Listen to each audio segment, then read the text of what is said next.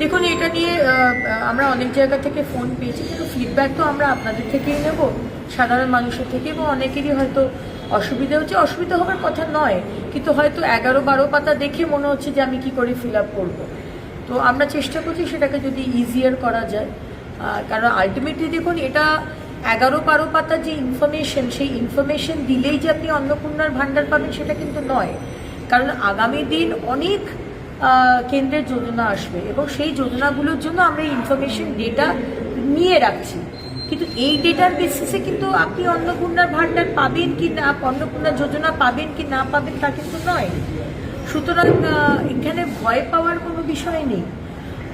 আর যে বিষয়গুলো আমি অলরেডি ক্লিয়ার করেছি, যারা ভোটার লিস্টে নাম নেই, যারা আমাদের দেশের ব্যক্তি নয়, যারা একাধিক বিয়ে, যারা ইনকাম ট্যাক্স দেন, যারা সন্তানদের